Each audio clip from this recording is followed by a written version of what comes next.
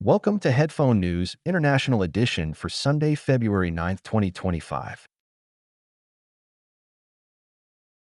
U.S. tariffs on imports, a high-stakes trade game.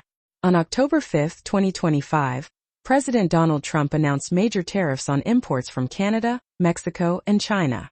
Starting October 6, a 25% tax will hit goods from Canada and Mexico, while a 10% tax will apply to imports from China. These tariffs aim to push these countries to cooperate on illegal immigration and the fentanyl crisis affecting the U.S. economy. While Trump hopes to boost American manufacturing and federal revenue, these tariffs could lead to higher prices for consumers and disrupt key industries like energy and agriculture. Both Canada and Mexico are ready to respond with their own tariffs if needed. Canadian Prime Minister Justin Trudeau and Mexican President Claudia Sheinbaum have voiced their concerns, warning that these measures could harm their economies. A recent study suggests that the tariffs might not only hurt trade relationships, but also increase illegal immigration pressures. This situation highlights the complicated ties between trade policies, economic health, and immigration in North America. EPA faces major changes amid environmental justice focus. The Environmental Protection Agency, or EPA, is experiencing dramatic shifts. On February 8, 2025, 168 staff members were placed on administrative leave, with more layoffs on the horizon. The mood within the agency is unsettling, especially after around 1,100 temporary employees received warnings about potential job loss. These changes come under the leadership of Lee Zeldin, the new EPA administrator, who is prioritizing advancements in artificial intelligence and automotive jobs. Zeldin's leadership follows a challenging time for the EPA, particularly after a train derailment in East Palestine, Ohio, in February 2023, which released harmful chemicals into the environment and raised serious public safety concerns. The agency is now focusing on environmental justice, aiming to ensure fair treatment for all communities affected by such disasters. Additionally, the EPA has stopped using EJ Screen, a tool that helped policymakers address environmental issues. As the agency navigates these changes, questions arise about its ability to enforce regulations and protect vulnerable communities, making the implications for environmental policy and public health significant. Trump freezes aid to South Africa over land law. On February 8, 2025, President Donald Trump announced a freeze on U.S. aid to South Africa, heightening tensions over a controversial land law. This law, signed by President Cyril Ramaphosa, allows the government to seize land without compensation to address past injustices from apartheid. Trump criticized the law, fearing it could lead to the confiscation of land from Afrikaners, which he sees as a violation of human rights. In response, Secretary of State Marco Rubio plans to skip upcoming Group of 20 talks in Johannesburg.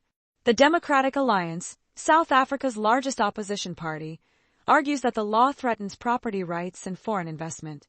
With Black South Africans owning only 4% of farmland despite making up over 80% of the population, this law aims to rectify significant disparities.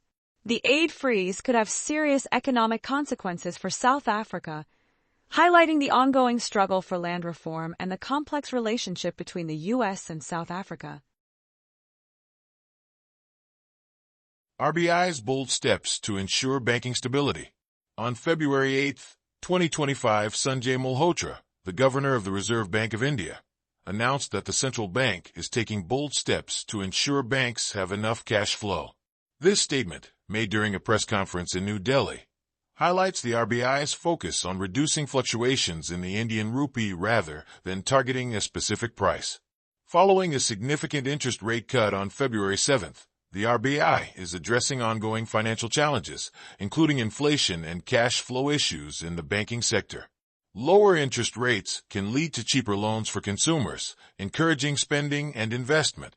However, there's concern that increased cash flow could drive up inflation if demand outpaces supply. The RBI's proactive measures aim to stabilize the Indian economy and support the banking system during these uncertain times. How will these changes impact your financial decisions?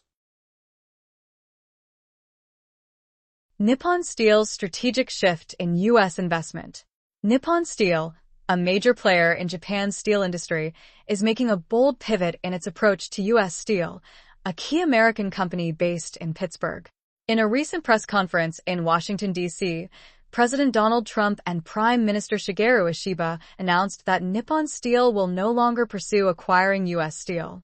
Instead, they will invest heavily in the company, driven by national security concerns over foreign ownership of vital U.S. industries.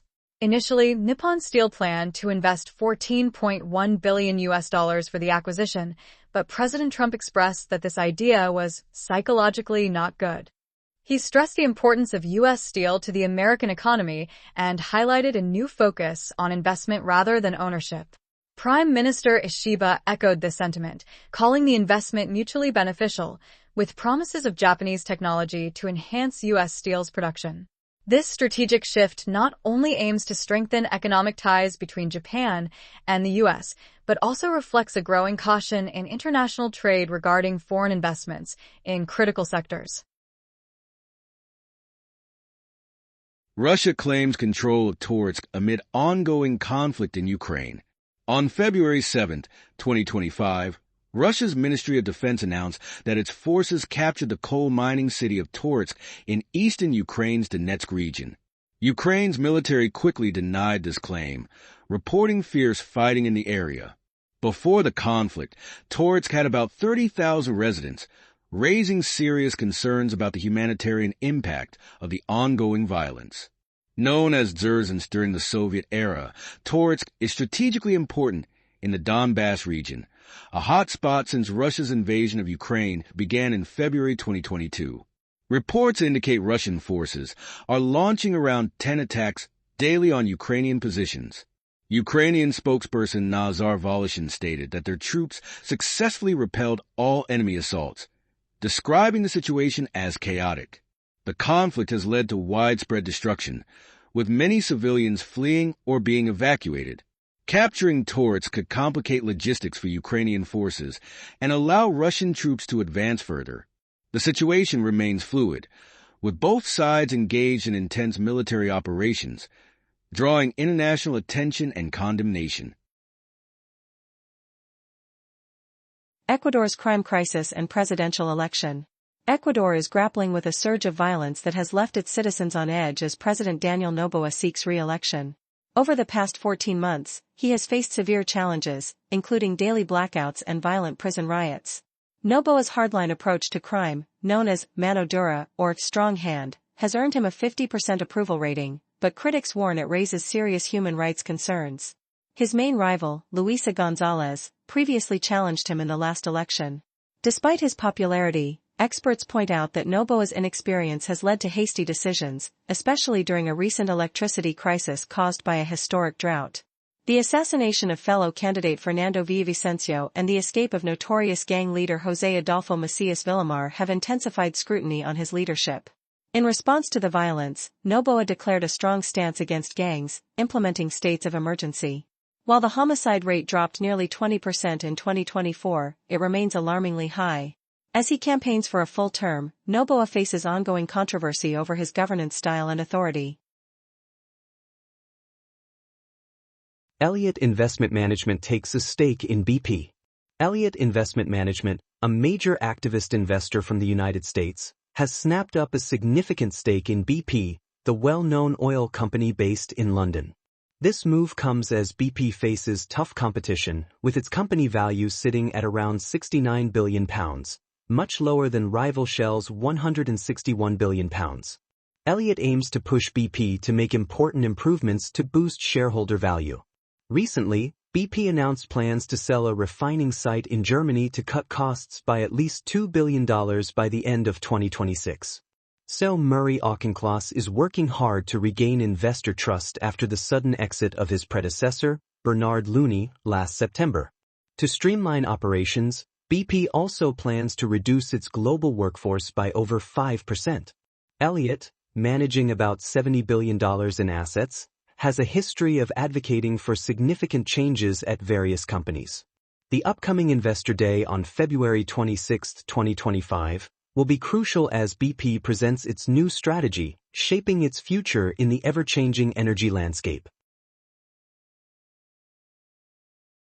Sweden's response to school shooting. On February 8, 2025, the Swedish government announced plans to strengthen gun laws and improve school security after a tragic shooting in Örebro that resulted in 11 deaths, including the shooter. This incident, the first school shooting in Sweden since 1961, has raised serious concerns about firearm regulations in a country known for its strict laws. Lotta Edholm, the Minister for Schools, suggested new measures requiring schools to keep their doors locked and provide emergency training for staff and students. The government is also considering fast-tracking laws to install surveillance cameras in schools. In a significant shift, ruling parties that previously opposed banning semi-automatic weapons are now reconsidering their stance. However, there's no clear timeline for these changes, with January 2026 being discussed as a potential start date. This tragic event has sparked a broader conversation about gun control in Sweden, highlighting the urgent need for safety in schools. As the community mourns, the debate over gun laws continues. China's economic update, inflation and deflation insights. China's Consumer Price Index, or CPI, rose by 0.5% in January, the fastest inflation rate in 5 months, following a modest 0.1% increase in December. In contrast, the Producer Price Index, or PPI, fell by 2.3% year-over-year, highlighting ongoing challenges for manufacturers. Strong holiday spending, driven by government incentives, has pushed consumer prices up, but the decline in producer prices raises concerns about slow demand in the economy. Understanding the dynamics between consumer inflation and producer deflation is essential, especially with external pressures like U.S. trade tariffs. These economic changes not only affect China but also have ripple effects across global markets. What do these trends mean for your wallet? Let's dive deeper into their implications. Kosovo elections and rising tensions. Kosovo is gearing up for elections on February 11, 2025, amid escalating conflicts with Serbia. The campaign has been intense, with Prime Minister Albin Kurti facing strong opposition. Since taking office in 2021, Kurti's leftist Vedavendist party secured over 50% of the votes, but his support may be declining due to ongoing issues in education and health. Critics argue that his policies have strained relationships with key allies like the European Union and the United States. In 2023, the EU imposed sanctions on Kosovo, cutting at least €150 million in funding due to rising tensions with ethnic Serbs. With nearly 2 million registered voters, these elections are crucial for Kosovo's future and its ties with Serbia and the EU. While Kurti's government has reduced unemployment from 30% to around 10%, his approach to ethnic unity raises concerns among centrist politicians. As the election season heats up, the stakes are higher than ever for Kosovo. UAE condemns Netanyahu's remarks on Palestinian statehood. The United Arab Emirates has voiced strong disapproval of Israeli Prime Minister Benjamin Netanyahu's suggestion that a Palestinian state could be established on Saudi Arabian land. The UAE's official news agency, WAM, reported that these comments are seen as unacceptable and a violation of international law. Khalifa bin Shaheen Al-Marar, the UAE Minister of State, reaffirmed the country's commitment to supporting Saudi Arabia and highlighted the importance of Palestinian rights. He called for an immediate end to settlement activities, warning that they threaten regional stability and peace prospects. The ongoing Israeli-Palestinian conflict underscores the need for a two-state solution, envisioning an independent state of Palestine alongside Israel. The UAE's stance reflects its long-standing support for the Palestinian cause, emphasizing that without addressing this issue, stability in the region remains elusive. That is all the news for today. Thank you for listening to today's headphone news. News summary brought to you by AI.